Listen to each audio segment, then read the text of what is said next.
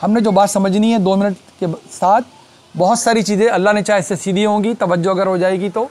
Record भी हो रहा प्रोग्राम, इंशाल्लाह दूर तक आवाज़ जाती है, सब इसके हिस्सेदार बनते हैं। 3 लफ्ज़ हैं आपने बड़े सुने हैं, इससे बड़ा कन्फ्यूजन भी पैदा होता है और मैं आपके सामने अर्ज़ करूँगा। हम बात सिर्फ यहाँ पर तालिब इल्म पेश करते हैं, हतमी बात नहीं होती, समझ में आ जाती है तो बहुत अच्छी बात है, नहीं आती तो इसमें और मुताला सब कर सकते हैं और बात आगे समझ सकते हैं, अपने इत्मीनान के मुताबिक अपना इल्म और अमल जारी रख सकते हैं। 3 लफ्ज़ आपने सुने हैं और इससे हम किस आसानी से नया दीन बना लेते हैं, नया दीन पैदा कर लेते हैं, उसको जारी कर देते हैं। जो अमल नहीं करता उसके पीछे लठ लेके पड़ जाते हैं। देखिए इन 3 बातों से क्या होता है। इताअत, इत्तबा, उसवाए हसना, बहुत कॉमन लफ्ज़ हैं, अक्सर हम सुनते हैं, हर जगह सुनते हैं, हर फोरम से सुनते हैं। ये होती क्या हैं 3 चीज़ें। इताअत का लफ्ज़ी माने हैं हुक्म की तामील कर देना, हुक्म की तामील कर देना। इत्तबा का मतलब है पैरवी करना, फॉलो करना, पीछे पीछे आना। उसवाए हसना, जो भी इस काम करने का बेहतरीन मॉडल हो सकता है वो उसवाए हसना है। एक कमांडर ने फौजी से कहा बंदूक उठा के मोर्चे पे खड़े हो जाओ और दुश्मन का मुकाबला करो। अब ये पीछे नहीं बैठ सकता, इसने उठना है, बंदूक उठानी है, मुकाबला करना है। ये बंदूक चलाएगा कैसे? ये वैसे चलाएगा जैसे उसको चलाना सिखाई गई है। तो जब वो ये खड़ा हो गया मोर्चे पे, इसने बंदूक हाथ में डाली, सीना से पर होकर खड़ा हो गया, इसने हुक्म की तामील कर दी। अब इसको बंदूक चलानी है, वो तो कोई सिखाएगा इसको, पहले सिखाई होगी किसी ने। अब जिस तरह ये चलाएगा, जो उसके सिखाने वाले ने सिखाई होगी जिस तरह, वो इत्तबा करना है। अब सिखाने वाला एक उस्ताद है, शानदार बंदूक चलाने वाला, ये कोशिश तो करेगा इसका निशाना भी अच्छा हो जाए, ये कोशिश तो करेगा इसका भी ग्रिप, हर चीज़, इसको इस मिसाल को कहीं भी लागू कर लें। लेकिन ज़रूरी नहीं है कि ये बिल्कुल उस्ताद जैसा माहिर भी बन सके, कोशिश ये पूरी करेगा। अगर ये पूरा उस्ताद जैसा 100% माहिर ना भी हो सका तो अब इसकी पकड़ इस बात पे नहीं हो सकती। ये खड़ा भी हो गया, इसने हुक्म की तामील भी कर दी, पैरवी करते करते उसी तरह बंदूक चलाई भी, निशाना इसका 100% नहीं हो सकता। ये सब पूरी दुनिया मानती है। तो इताअत कहते हैं हुक्म की तामील को, इत्तबा कहते हैं जो तरीका बताया गया पैरवी करते हुए उसके पीछे पीछे करने को, और उसवा कहते हैं बिल्कुल उस तरीके को अच्छे से अच्छा करना। उसवा हसना, शानदार तरीके, करीब करीब होने की, पहुंचने की कोशिश करना। ये तीनों बात जब दीन में बोली जाती हैं तो ये दीन के तकाज़ों पे बोली जाती हैं। इससे दीन से हटकर कोई बात इन पे लागू नहीं की जा सकती। रसूल सल्लल्लाहु अलैहि वसल्लम बहैसियत नबी रसूल हमें दीन देने आए थे, ना वो हमें बायोलॉजी पढ़ाने आए थे, ना ये बायोकेमिस्ट्री, ना फिज़िक्स, ना एस्ट्रोनॉमी, ना कुछ। ये काम तो कोई भी साइंसदान कर सकता है। वो हमें आखिरत की तालीम देने आए हैं। वो हमें वो बताने आए हैं कि दुनिया 8 अरब आइंस्टाइन से भर जाए, 8 अरब अरस्तु फरस्तु से भर जाए, एक बात ना बता सके हमें सही माने में आखिरत की। ये नबी की शान है, ये नबी का दर्जा है, ये नबी का इल्म है, ये नबी की जिम्मेदारी है। इस दौरान वो जो दलाइल इस्तेमाल करते हैं वो ज़ाहिर है वही होंगे जो कोई समझ भी सके। उसमें साइंस भी आ जाएगी, इकोनॉमिक्स भी आ जाएगी, उसमें हर चीज़ आ जाएगी, सोशोलॉजी आएगी, इथिक्स आ जाएंगे, कानून आ जाएगा। वो समझाने के दलाइल हैं, क्या समझाने की कि आखिरत क्यों आ रही है, वहाँ की तैयारी करनी क्यों है, ईमान किस चीज़ का नाम है, किरदार पाकीज़ा क्यों होना चाहिए, जिस्म पाकीज़ा क्यों होना चाहिए। दलाइल तो उन्होंने ये देना है। तो दलाइल वो ज़रूर देंगे, लेकिन उनका दलाइल के मकसद क्या है? साइंसदान बनाना किसी को नहीं, बॉटनिस्ट बनाना किसी को नहीं, पायलट बनाना किसी को नहीं, आखिरत की तैयारी करवाना। नबी का और कोई मकसद ही नहीं, दीन का और कोई मकसद नहीं है। तो ये उन जगहों पे बोला जाना है। क्या मतलब? और देखिए, दीन 2 मिनट लगेंगे। दीन ये सिर्फ अल्लाह के नबियों से जारी होता है, और आखिरी नबी सल्लल्लाहु अलैहि वसल्लम में दीन आखिरी इंसान तक जो पैदा होकर अब मरेगा उस तक के लिए दीन जारी कर कर गए। ये दीन वही दीन जो आदम से चला और मोहम्मद सल्लल्लाहु अलैहि वसल्लम तक पहुँचा है। नया दीन कोई नहीं था, वही दीन जारी करके गए हैं। इस दीन का, ये दीन हर बंदा अपने अंदर लेकर पैदा होता है। खैर व शर का शऊर ये ना हो दाखिली दीन, तो नबियों की तालीम असर कर ही नहीं सकती। अबू जहल ने अबू जहल मरना है, फ़िरौन ने फ़िरौन मरना है, भले वक्त के नबी को देख भी लें, उनसे इंटरेक्शन में भी आ जाएं। जब ये नबी दीन जारी करते हैं और ये मिलता है उस दीन से जो हमारी फितरत में, तो इसे कहते हैं सिराते मुस्तकीम। अब ये सीधा रास्ता बन गया। फ़अल्हमहा फ़ुजूरहा व तक़वाहा क़द अफ़लह मन ज़क्काहा व क़द ख़ाब मन दस्साहा। नबी सल्लल्लाहु अलैहि वसल्लम ने क्या सिखाया हमें? जो दीन पर, जिस पे दीन लागू होता है, उन्होंने हमें इबादत सिखाई। उन्होंने हमें सिखाया अपनी तालीम से भी, अमल से भी, कि अपने किरदार को पाक और साफ़ कर लो, किरदार को भी, इखलाक को भी, और अपने जिस्म को भी, बाहर से भी अंदर से भी पाकीज़ा कर लो। ना इससे एक लफ्ज़ दीन का कोई आगे मकसद है, ना एक लफ्ज़ पीछे। इनफरादी सतह पर भी किरदार और अखलाक को पाक करना है, और पूरी की पूरी कौम का किरदार भी पाक और साफ़ होना चाहिए, अखलाक भी। इसी तरह इबादत पाक और साफ़ होनी चाहिए, किसी तरह का शिरक और बिदअत इनमें शामिल ना हो जाए। आप अपने जिस्म से बाहर जिस्म को कैसे कैसे साफ़ करते हैं सब हमें मालूम है, दीन हमें क्या क्या सिखाता है। और हलाल और तैयब ग़िज़ा खाकर जिस्म को अंदर से भी आप पाक और साफ़ रखते हैं। ये टोटल दीन का फ्रेम वर्क है। जो भी इताअत होगी, जहाँ तक दीन की इताअत है, वो इस फ्रेमवर्क में होनी है। जो इत्तबा होनी है वो इस फ्रेमवर्क में होनी है। और जो भी उसवा हसना है, जिसको करीब करीब पहुँचने की हर मुमकिन कोशिश करनी है, वो इस फ्रेमवर्क में करनी है। इसके बाहर क्या बच जाएगा? इसके बाहर बच जाएगा कि सवारी कौन सी थी इस्तेमाल में, जंग में तलवार कौन सी उठाते थे। अगर उसको दीन मानेंगे तो बताइए, किसी मुसलमान से आज तकाजा किया जाए कि जो तरीका जंग लड़ने का नबी सल्लल्लाहु अलैहि वसल्लम ने इख्तियार किया था तुम भी वो इख्तियार करो। तो दुश्मन लेकर आए अपने हथियार और हम बोले मैं तो तलवार हाथ में उठा के लड़ूंगा। बताइए तो क्या अगर जो करेगा उस फैसला की खिलाफ वर्जी करेगा, वो इताअत की खिलाफ वर्जी करेगा? क्या वो इत्तबा की खिलाफ वर्जी करेगा? जो सीमेंट का घर बना के रहेगा क्या वो इताअत की खिलाफ वर्जी करेगा, इत्तबा की खिलाफ वर्जी करेगा? क्या वो उसवा हसना की खिलाफ वर्जी करेगा? जो एयर कंडीशन मस्जिद में नमाज़ पढ़ेगा क्या इताअत की, इत्तबा की, उसवा हसना की खिलाफ वर्जी करेगा? हरगिज़ नहीं करेगा। नमाज दीन थी, उसका हुक्म था। ये जब फजर में उठ के पहुँचा है तो उसने हुक्म की तामील की है। इसने इसमें क़याम करना है, वज़ू करना है, क़याम करना है, एक रुकू करना है, 2 सजदे करने हैं, 2 रकअतें पढ़नी है, उससे पहले 2 पढ़नी है। ये इत्तबा है। और अगर ये कर सका वैसी नमाज कोई कर ही नहीं सकता। उस नमाज को उस खूबसूरती से अदा करना है जिसे नबी सल्लल्लाहु अलैहि वसल्लम करते थे। ये उसवा हसना। ये तीनों दीन में बोले जा सकते हैं, बस दीन से हटकर किसी लफ्ज़ पे नहीं बोले जा सकते। और हमने ये बोल बोल कर एज इफ़ कि इत्ताअत कुछ और चीज़ है और इत्तबा किसी और चीज़ का नाम है। इत्ताअत नमाज पढ़ने का नाम है और इत्तबा उस हुलिये में नमाज पढ़ने का नाम है जो हमने पैदा किया है, उसको भी दीन बना लिया हमने। और एक नया दीन तश्कील पाया है कि ये हुलिया होगा तो दीन है, वरना नहीं है। ये इत्तबा उस तरह नमाज पढ़ने का नाम है जिसे नबी ने पढ़ के दिखाई है। ये किसी हुलिया बनाने का नाम नहीं है। ये एंटार्क्टिका वाले भी जो नमाज अदा करेगा वो 100% वही नमाज होगी जो सऊदी अरब वाला अदा करता है, जो भूटान वाला अदा करता है, जो नाइजीरिया। ये दीन ही ऐसा शानदार दीन है। ये 1500 साल के अगले 15 करोड़ साल तक भी चलेगा तो वही नमाज अदा की जा सकती है दुनिया के हर कोने में। बर्फीली चट्टानें हो तो क्या और समंदरी इलाके हो तो क्या, जो नबी ने नमाज अदा की है, जिसका तकाजा किया गया है। इसमें पूरी दुनिया को अरब हुलिया देना मंजूरी नहीं था, न मकसूद था। जो पूरी दुनिया का उलिया अरब उलिया बनाना चाहता है या कोई भी हुलिया बनाना चाहता है वो नया दीन गढ़ता है, अनजाने में गढ़ता है। अल्लाह माफ़ करने वाला है। जिसको समझ में आ जाए उसने ये किया, खुद दीन समझकर तकाजा किया कि ये हुलिया बना कर आओ तो दीन है। उसने दीन नया बनाया। वो अल्लाह की कुर्सी पे बैठा, उसके नबी की कुर्सी पे बैठा, नाउज़ुबिल्लाह जाके। और हम टोपियों टखने कर कर करके नया दीन बनाकर कहीं से कहीं पहुँच चुके हैं। इसके तकाजे करते हैं, इसको दीन बताते हैं, दीन समझा के दीन बताते हैं, नया दीन गढ़ते हैं। अल्लाह में महफूज रखे। समझ नहीं आता, इसको समझ नहीं आता, डिस्काउंट है, वो जारी व सारी करे। मकसद है दीन का एक लफ्ज़ मकसद है तज़किया। पूरा पढ़कर आ गए। इबादत पाक साफ़, किरदार अखलाक पाक साफ़, जिस्म पाक साफ़। इसके अलावा दीन कुछ चाहता ही नहीं हमसे। क़द अफ़लह मन ज़क्काहा। अब लिहाजा कामयाबी उनको मिलेगी जो पाक साफ़ हो जाएंगे। क़द अफ़लह मन ज़क्काहा कमा अरसलना फ़ीकुम रसूलन मिनकुम यतलू अलैकुम आयातिना व युज़क्कीकुम। ये रसूल भेजा इसलिए गया तुम्हारा तज़किया कर दे, और कोई मकसद नहीं है रिसालत का। देखिए इस दिन की हुर्मात क्या है। खाने पीने के अलावा 5 चीज़ें हराम की अल्लाह ने। खाने पीने के ममनुआत हम सबको पता है। देखिए तज़किया हमने पैदा नहीं किया, यही दीन है। अगर इबादत में शिरक और बिदा शामिल हो गई, इबादत अब पाक नहीं रही। अगर आपके किरदार, किसी के किरदार में, इखलाक में इनफरादी हो, इज्तमाई फवाहिश आ गए, खुले हो या छुपे, हक़ तलफ़ी आ गई, किसी की जान माल आबरू पे हमला आवर का हो बैठा, ये किरदार और इखलाक की नापाकी है। यही 5 चीज़ें हराम की गई हैं इस दीन के अंदर। कुल इन्नमा हर्रमा रब्बी अल फवाहिश मा ज़ाहरा मिन्हा व मा बतन वल इस्म वल बग़य बिग़ैरिल हक़ व इन तुशरिकू बिल्लाहि मा लम युनज़्ज़िल बिही सुल्ताना व अन तक़ूलू अलल्लाहि मा ला तअलमून। अल्लाह पे झूठ बांधना, ये 5 हराम चीज़ों में से एक है। नया दीन बनाना, ना समझी में बना रहा है, हर ना समझी शिर्क भी माफ़ है, और गलती मान के माफ़ी मांग ली माफ़ है। जानबूझ के नहीं होना चाहिए। देखिए वही बात हमने पिछली स्लाइड पे की थी। आप देखें कैसे पूरा दिन फ्रेमवर्क में पूरा है। इबादत दीन है, ये हुर्मात हैं। इखलाक और किरदार साफ़ होना चाहिए, दीन है, ये उसकी हुर्मात हैं। बदन पाक साफ़ होना चाहिए, ये उसकी हुर्मात हैं। दीन इससे 1 सेंटीमीटर ना आगे है ना पीछे है। लिहाजा ये रहा दीन जो रसूल देकर गए हैं।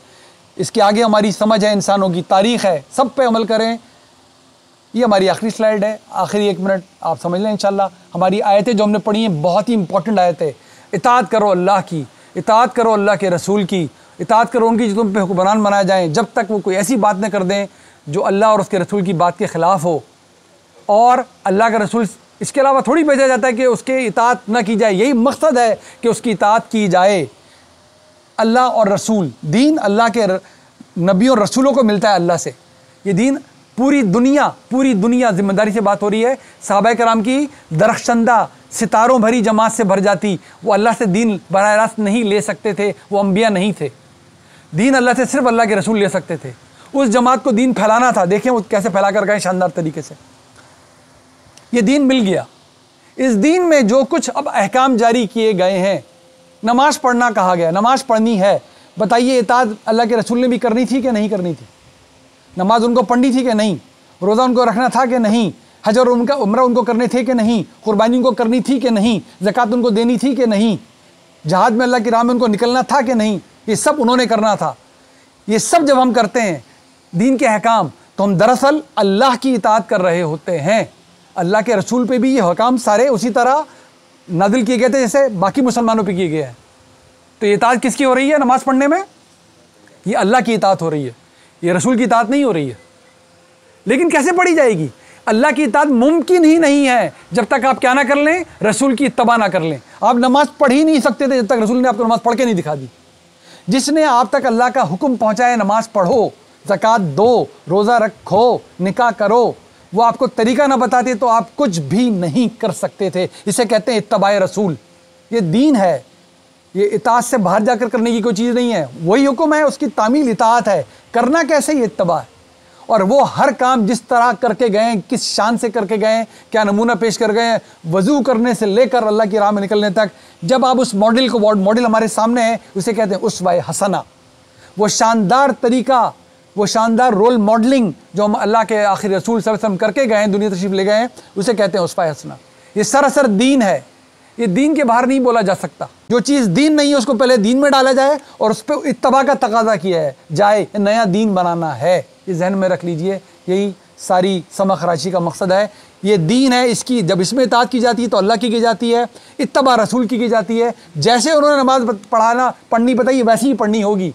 आप अपनी मर्जी से जाके नहीं कहते मैंने हुक्म की तामील कर दी, मैं मस्जिद में आ गया, मैं खड़ा हो गया, जो दिल चाहे करूँगा। नहीं, कुछ भी नहीं कर सकते अगर आपने बताए हुए तरीके में अमल नहीं किया रसूल सल्लल्लाहु अलैहि वसल्लम के। अल्लाह के रसूल हमें कल्चर सिखाने नहीं आते, ना ये तकादा कभी दीन करता है कि कोई किसी ख़ास हिस्से का, इलाके का कल्चर अपनाया जाए तो दीन पे अमल पैरा हुआ जाएगा।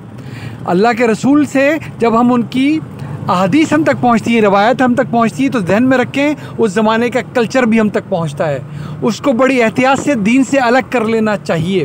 दीन पहले ही कुरान और सुन्नत में मुकम्मल तौर पे बयान किया जा चुका, उसका इल्म कुरान में, उसका अमल सुन्नत में। अहादीस से आपको दीन के बारे में भी तबसरे मिल जाते हैं, लेकिन हदीस से आपको कल्चर भी मिलता है, हदीस से उस इलाके का रहन सहन भी मिलता है। हदीस से आपको यही पता चलता है उस इलाके में कौन से जानवर पाए जाते थे, किन पे सवारी की जाती थी, कौन से फल उगते थे, वो कैसे खाए जाते थे। उस ज़माने में अरब कल्चर का हुलिया क्या होता था। नबी, रसूल, अल्लाह और उसका दीन कभी भी किसी पूरी दुनिया को एक कल्चर वाला नहीं बनाना चाहते। ये दीन तो तनव्वुओं को अल्लाह का परतव करार देता है। ये दीन तो इंसानों की मुख्तलिफ़ ज़बानों को, उनके रहन सहन को अल्लाह की निशानी बताता है। ये क्यों कर दीन में कल्चर थोपा जा सकता है, ये कह के कि जब तक इस कल्चर को नहीं अपनाओगे तुम अच्छे मुसलमान नहीं हो, दीनदार नहीं हो। दीन को कल्चर से कैसे अलग करते हैं हम बहुत तफसील से बात कर चुके हैं। दीन का हर अमल आपको पाक साफ़ कर रहा होगा। दीन में जब कपड़े होंगे तो वो सतर को ढांपने वाले होंगे, वो आपकी सतर को छुपाने वाले होंगे। ये दीन का लिबास है। ये कुछ भी हो सकता है, ये शलवार कमीज़ भी हो सकती है, तहबंद और कुर्ता भी हो सकता है, ये जुब्बा भी हो सकता है, ये और भी कुछ हो सकता है। अगर वो आपकी सतर को छुपा रहा है तो दीन ने जो लिबास बताया है, नबी जो तालीम देकर गए, वो सतर छुपाने वाले लिबास की तालीम है। वो ना जुब्बा है, ना शलवार कमीज़ है, ना टोपी है, ना टखना है, ना कुछ। ये इंतहा से ज़्यादा ज़रूरी है कि जब हम कल्चर को, रहन सहन को दीन बनाते हैं, दीन में दाखिल करते हैं और इसको कहते हैं कि ये इत्ताअत का, ये इत्तिबा का तरीका है और उसको उस्वा हसना करार देते हैं, तो हम जाने अनजाने में नया दीन बनाने का मुर्तकिब होते हैं। ये जहन में रखें। इसी तरह बिदआत दीन में शामिल होती हैं। शुरू में आदमी इनको अपने लिए पसंद करता है, फिर दूसरों को कहता है तुम ये क्यों नहीं करते, फिर दिल में बुरा समझता है और जहाँ मौका मिलता है डंडा उठा के उस शख्स के पीछे पड़ जाता है जो उस तरह का दीन नहीं अपनाता जो आप या कोई अपने लिए अपना कर बैठा होता है, और ये भी नहीं पता कि वो दीन होता भी है कि नहीं होता। तो इंतहा से दर्जे इसमें मोहतात रहना है। अल्लाह के नबी रसूल हमें दीन देने आते हैं। दीन का फ्रेमवर्क हमने जान लिया। ये इबादत का नाम है, ये हमारे जिस्म को अंदर और बाहर से पाक करने का नाम है, और हमारे इनफरादी अखलाक हो या कौम का अखलाक हो, इस अखलाक को हर तरह की आलूदगी से, गिरादत से पाक करने का नाम है। इसके अलावा ना किसी चीज़ पे कोई दीन बोला जा सकता है, ना दीन होता है। जो कुछ भी आपसे तकाज़ा किया गया है, इताअत का भी, इत्तबा का भी, उस वक्त के मामले में आगे से आगे बढ़ने के भी उस दीन के फ्रेमवर्क में तकाज़ा किया गया है। रसूल सल्लल्लाहु अलैहि वसल्लम हुक्मरान भी थे जब मौजूद थे। सारे इंतज़ामी उमूर और तनाज़ात, तनाज़े का मतलब अगर कोई डिस्प्यूट हो जाए उसके फैसले भी किसने करने थे? अल्लाह के रसूल ने। इन इंतज़ामी उमूर तनाज़े में भी अब आप क्या कर रहे हैं? इताअत रसूल। जो हुक्म ये जारी कर देंगे वो माना जाएगा, उसी की तामील होगी, उसी की तामील होगी। ये दर्जा है अल्लाह के रसूल का। इनके सिखाए बगैर अल्लाह की इताअत हो ही नहीं सकती, और इनका हुक्म ना मानकर फिर अल्लाह के रसूल की इताअत नहीं हुई, अभी भी अल्लाह की इताअत नहीं हो सकती। यह सही तरीका है इस पूरे मामले का। रसूल ने कह दिया ये 4 सिपाही यहां खड़े हो जाएं, मोर्चा न छोड़ें। अब इनको अल्लाह के रसूल की इताअत करनी है। अब जब मोर्चा छोड़ेंगे तो हुक्म की खिलाफ वर्जी कर दी इन्होंने। रसूल ने फैसला कर दिया, ये फैसला लाए हो इन दो के दरमियान, ये हक मैंने इसके हक में ये फैसला किया, ये इसको मानना पड़ेगा। कुर्सी का फैसला हो, जहाज का फैसला हो, सोने का फैसला हो, चांदी का फैसला हो, रसूल ने फैसला कर दिया, ये फैसला माना जाएगा, ये इताअत होगी। अभी हम इसकी मिसाल कुरान में से देख लेंगे। और इसी ज़िम्न में, इन्हीं इंतज़ामी उमूर में, तनाज़े में साहिब इख्तिदार अगर कहीं पर खड़ा किया गया है, उसने फैसला किया गया ये इसके मुताबिक है तो माना जाएगा, जब तक कि इसकी खिलाफवर्जी में कोई बात ना कर दे, ये कोई ऐसा हुक्म जारी कर दे जो दीन के फ्रेमवर्क से बाहर का, तब इसकी इताअत नहीं करना, इसकी भी इताअत करनी होगी। ज़ाहिर है ये इताअत किस चीज़ में करवाएगा आपसे? ये कि कुरान और सुन्नत में थोड़ी इताअत करवा सकता है आपसे, ये तो इंतज़ामी उमूर में और डिस्प्यूट में इताअत करवाएगा आपसे। तो ये है इताअत का, इत्तबा का और उसवे हसना का सारा फ्रेमवर्क जो दीन के फ्रेमवर्क में रह के काम करता है। अब ये देख लीजिए, तो फरमाते हैं, बार बार हम सुनते भी हैं इसको, सूरह आले इमरान की आयत नंबर 31 है, अतीउल्लाह व अती रसूल, कुरान में बहुत जगह पढ़ेंगे हम। यहाँ देखिए इत्तबा के बारे में अल्लाह क्या कह रहा है, कुल इन कुंतुम तुहिब्बुनल्लाह, इनसे कहिए अगर तुम मोहब्बत करते हो अल्लाह से, अगर तुम तुहिब्बुनल्लाह, तुम हुब कहते मोहब्बत को, तो क्या करो? फत्तबिऊनी, तुम मेरी पैरवी करो। ए रसूल कह दीजिए इनसे, अगर अल्लाह से मोहब्बत रखते हो तो मेरी पैरवी करो। युहबिबकुमुल्लाह, अल्लाह तुमसे मोहब्बत करेगा। व यगफिर लकुम ज़ुनूबकुम, अल्लाह तुम्हारे गुनाहों को माफ़ फरमा देगा। वल्लाहु गफूरुर रहीम, अल्लाह बहुत ही दरूर करने वाला, माफ़ करने वाला है। ये वो इत्तबा है। ये जब तक रसूल की ना की जाए दीन के किसी मामले में दीन हो ही नहीं सकता। खुद दीन बनाना बन जाएगा वो। उन्होंने जो नमाज़ पढ़ना सिखाई वैसी नमाज़ पढ़ी जाएगी, जैसे रोज़ा वो रख के दिखा करके वैसे समझ किया जाएगा। जितना भी दीन का फ्रेमवर्क है, कैसे अल्लाह के हुक्म की तामील कैसे होती है? जब इत्तबा रसूल की जाए। ये दीन से बाहर निकल के कोई चीज़ नहीं है। और ये देखिए दुनिया के मामलात में कैसे फैसला सादिर करवाया अल्लाह ने। बनु नज़ीर पे अल्लाह ताला ने कहा बड़ी खिलाफ वर्जियाँ कर दी, हमने पढ़ा भी था ये। अब जाके इनसे जगह, इनको निकालो यहाँ से बाहर, मदीने की इन बस्तियों से इनको बाहर निकालो, इनका सामान भी तुम्हारा। तो झगड़ा खड़ा हो गया, ये सामान किसके पास जाएगा? अल्लाह ताला ने कहा ये नबी, ये अल्लाह का, ये जो माल फ़े है, मा अफ़ल्लाहु अला रसूली ही, ये किसका है? ये अल्लाह के रसूल का। मिन अहलिल क़ुरा, इस बस्ती में रहने वालों का। फ़लिल्लाहि व रसूल, ये किसके लिए? अल्लाह और उसके रसूल का। वल्लज़ी वज़िल क़ुरबा, और करीब रसूल के करीब के रिश्तेदारों का। वल यतामा, यतीमों का। वल मसाकीन, मिस्कीनों का। वब्नि सबील, अल्लाह के रास्ते में निकलने वालों का। कई ला यकून दूलतम बैनल अग़निया मिनकुम, ऐसा ना हो कि अगर ये नहीं करोगे तो तुम्हारे मालदारों के हाथ में चला जाएगा सारा माल। वमा आताकुमुर रसूलु फ़ख़ुज़ूहु वमा नहाकुम अन्हु फ़ंतहू, लिहाजा अल्लाह के रसूल इस मामले में जो फैसला कर दें बस वो आखिरी फैसला है।